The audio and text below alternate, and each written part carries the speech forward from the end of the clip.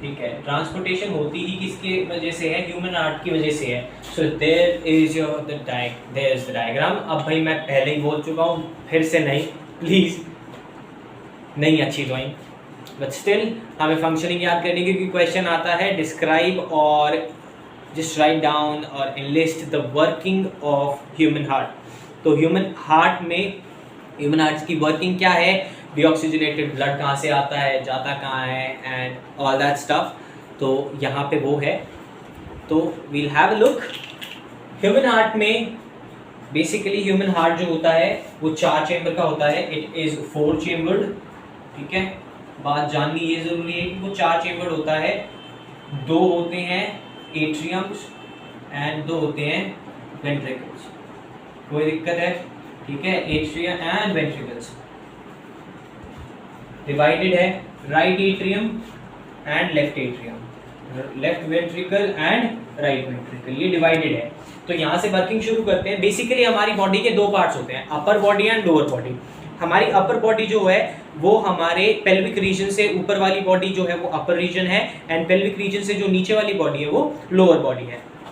तो vena cava के through deoxygenated blood जो हमारी बॉडी यूज कर चुकी है, राइट, जो हमारी मसल्स पहले ही यूज कर चुकी है, वो क्या करती हैं, वो जो ब्लड होता है वो वेना कावा के थ्रू राइट एट्रियम में एंटर करता है, एंड थ्रू राइट एट्रियम वो राइट वेंट्रिकल में जाता है। यहाँ तक क्लियर है? बहुत सिंपल सी बात है। ये वेना कावा भाई ऊपर से, ये वेना कावा नीचे से आया ब्लड, एट्रियम एंटर करता है, वेंट्रिकल में घुस जाता है, वेंट्रिकल से वो कहाँ जाता है? वो जाता है पल्मोनरी आर्टरीज में। अब पल्मोनरी आर्टरीज क्या होती हैं? ध्यान रखने वाली बात क्या है? Pulmonary arteries deoxygenated blood carry करती हैं, बहुत ज्यादा जरूरी है ये अकेली ऐसी आर्टरीज हैं जो डीऑक्सीजनेटेड ब्लड लेके चलती हैं। अभी जो थोड़ी बहुत अगर आपको कंफ्यूजन है तो वो आगे फिर से क्लियर हो जाएगी, बट यहाँ पे ध्यान रखेंगे कि डीऑक्सीजनेटेड ब्लड लेके चलती हैं। ये पल्मोनरी जाती है, मान लो यहाँ लंग्स है, यहाँ लंग्स तक गई, ऑक्सीजन वापस ब्लड में आता है। हमने रेस्पिरेशन में पढ़ा है कि ब्लड में ऑक्सीजन कैसे आता है, कार्बन डाइऑक्साइड कैसे बाहर जाता है। सो बाय दैट प्रोसेस ऑक्सीजन आता है ब्लड में, and through pulmonary veins, pulmonary veins से ब्लड जो है ऑक्सीजनेटेड ब्लड वो कहाँ आ जाता है? वो आ जाता है लेफ्ट एट्रियम में। क्लियर है? आई होप बहुत इजी है।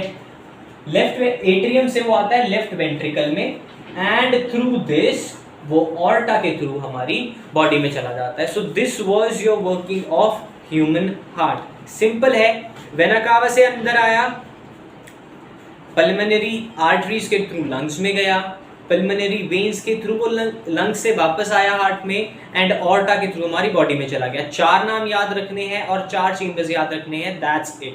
आपका पूरा वर्किंग ऑफ हार्ट क्लियर है। ठीक है, राइट एट्रियम में आया, वेंट्रिकल में चला गया, फिर लेफ्ट एट्रियम में आया, वेंट्रिकल में चला गया, एंड इट गोज ऑन। आएगा जो ह्यूमन हार्ट में जो ब्लड आएगा वो आएगा एट्रियम में, चाहे डीऑक्सीजनेटेड आए चाहे ऑक्सीजनेटेड आए, हमें याद रखना है। ठीक है, कहाँ आएगा? एट्रियम में। डीऑक्सीजनेटेड राइट में और ऑक्सीजनेटेड लेफ्ट में, फिर वेंट्रिकल से उतरे हुए लंग्स, फिर यहीं से वापस आता है एट्रियम में, यहाँ आया वेंट्रिकल में, और फिर यहाँ से ऑर्टा में। That's it. क्लियर है? अब ना यहाँ पे ह्यूमन हार्ट का साइज आ जाता है। हमारी एनसीईआरटीज में लिखा हुआ है, उस साइज के बारे में डिस्कशन है। तो साइज जो है वो ह्यूमन फिस्ट की तरह। ह्यूमन फिस्ट कितना, देखो ऐसे, and you will just wrap it around. ठीक है, ये वाला जो स्ट्रक्चर है, ये देखें आपका दिल इतना सा ही है। हाँ, यूं कह देंगे हमारा दिल बड़ा जी, बहुत बड़ा दिल है। कितना बड़ा? क्या 3 BHK? अरे क्या बोल रहा है? क्या बोला तूने? इतना बड़ा? हाँ, इतना बड़ा? नहीं, कितना ही बड़ा होगा, इतना ही तो देखो पकड़ के ऐसे। ठीक है, तो ट्रांसपोर्टेशन में आगे चलेंगे भाई। If you want to note it down, just note it down, वरना कोई ज़रूरी नहीं है इतना लिखना लुखना ना, किसी की ज़रूरत नहीं है। 99% चांसेस है नहीं आएगा, आता है कराना। लिख लो, मेरी ड्राइंग बहुत गंदी है, मैंने खुद देख के बनाया, कर लो।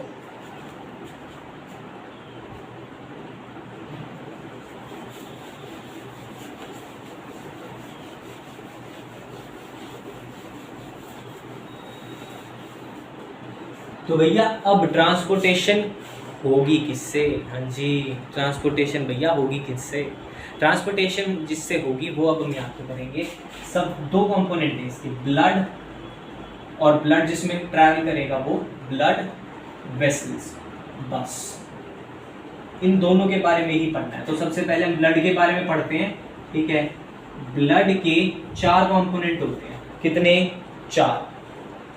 आरबीसी, डब्ल्यूबीसी, प्लेटलेट्स और लिम्फ। आपकी बुक में मेंशन है। सेकंड, ब्लड वेसल्स की अगर हम बात करें, ब्लड वेसल्स 3 होती हैं, आर्टरीज, वेन्स और कैपिलरीज, ठीक है। That's it. यहां पे इनके बारे में बात करनी है आज, सिर्फ ये और ये, and that's end of your video. I hope ज्यादा लंबी वीडियो ना चले, बट साथ चलेंगे तो इंटरेस्टिंग सा बना देंगे, कोई दिक्कत नहीं है। आरबीसी, सबसे बड़ी बात, आरबीसी की आपको फुल फॉर्म पता होनी चाहिए। It is red blood cells. क्या है ये? Red blood cells. अब रेड ब्लड सेल्स क्या होते हैं? रेड ब्लड सेल्स होते हैं जो ऑक्सीजनेटेड ब्लड लेके चलते हैं, ठीक है, या ऑक्सीजन जिनके थ्रू ब्लड में होता है, जो ऑक्सीजन को कैरी करते हैं, वो होते हैं आरबीसीज। किस वजह से? क्योंकि इनके अंदर होता है भाई हीमोग्लोबिन। क्या होता है? हीमोग्लोबिन। आपने कभी ब्लड टेस्ट करवाया हो तो उसमें HB लिखा आता है ना? आया याद? फीमेल्स में कंसिडरेशन कहते हैं 11 से 13, मेल्स में कंसिडरेशन होती है 13 से 15। That's the most suitable range कि इतने से इतने मिलीग्राम आपकी बॉडी में हीमोग्लोबिन होना चाहिए। Is that clear? I hope बहुत आसान चीज है, नॉर्मल। यार हम ब्लड टेस्ट करवाया, भाई खून कम है, कितना कम है? 4 बाल्टी है, ठीक है भाई, 4 बाल्टी। अरे नहीं यार, 4 ग्राम कम है यार, खून कम है। हीमोग्लोबिन HB लिखा होता है ना। आपके घर में अगर कोई भी ब्लड रिपोर्ट रखी हो, कोई भी ब्लड टेस्ट रखा हो, जस्ट गो थ्रू इट, आपको HB जरूर लिखा हुआ दिखेगा आपको। Sorry for the fumble. WBC होता है बेटा वाइट ब्लड सेल्स। क्या होते हैं? White blood cells. They are the kind of warriors, ठीक है। ये क्या करते हैं? ये हमारी बॉडी को एंटीजेंस, जो हमारी बॉडी में कोई भी अगर फॉरेन बॉडी आ जाती है, जैसे मान लो कोई वायरस है या कोई बैक्टीरिया है, ठीक है, आप अगर YouTube पे सर्च करो, भाई YouTube ऐसा प्लेटफॉर्म है, आपको सब कुछ मिलेगा। देखो हम मिले आपको, हाँ, अरे बहुत कुछ है मिलने को, अरे मजे आते हैं। तो वहाँ पे आप सर्च करना WBC चेजिंग बैक्टीरिया, अरे बड़ी मस्त वीडियो दिखेगी। एक आगे आगे कीड़ा भाग रहा है, उसके पीछे पीछे कुछ और भी भाग रहा है। That's what WBC is. मैं उस वीडियो का लिंक जरूर डाल दूंगा डिस्क्रिप्शन में, प्लीज देखें, ठीक है। It's good to have practical knowledge. तो ये क्या करते हैं? ये हमारी बॉडी का इम्यून सिस्टम क्रिएट करते हैं, ठीक है। तो moving up to next, platelets. Platelets are made up of vitamin K, ठीक है।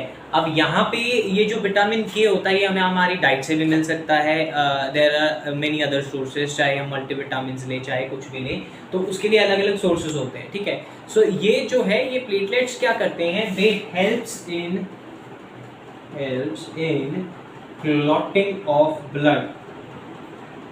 हमने कभी देखा होगा, हमें चोट लग जाती है एंड उसके ऊपर एक हार्ड सरफेस आ जाता है, राइट।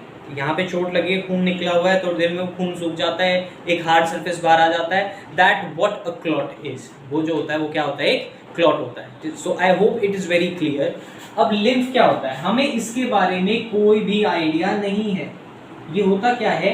बेसिकली लिम्फ जो होता है, लिम्फ हमारे इंट्रामस्कुलर वर्क के लिए होता है, ठीक है। इंट्रामस्कुलर वर्क्स मतलब प्रोवाइड्स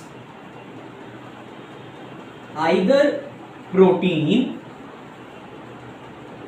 और fats to the muscles. Muscles के लिए जो प्रोटीन्स या फिर जो फैट्स प्रोवाइड करता है वो कौन है? वो लिम्फ है। अब प्रोटीन का और फैट्स का काम क्या है? फैट्स एक्चुअली होते क्या है? फैट्स होते हैं बेटा जो एक्स्ट्रा स्टोर्ड एनर्जी होती है हमारी बॉडी में, that's what is fat.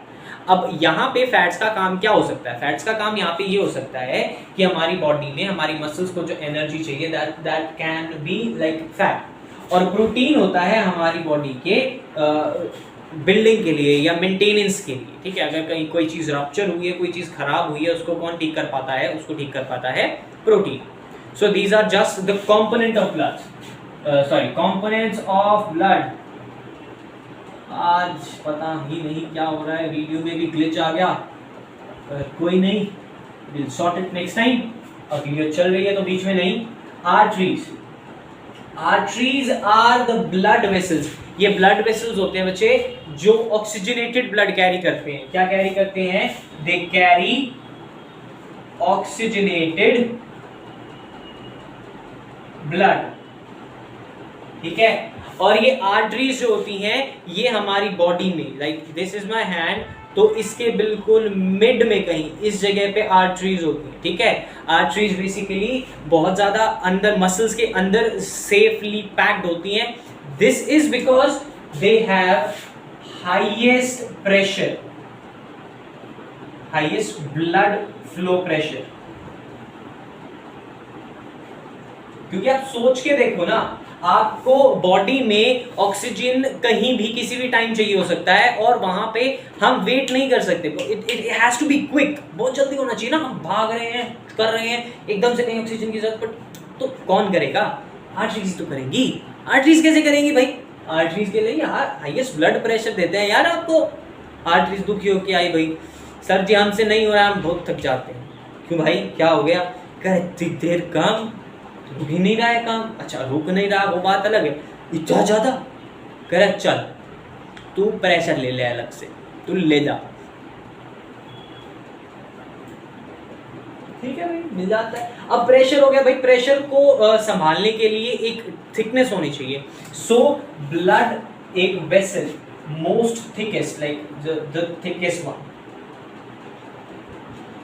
It has the thickest wall amongst all।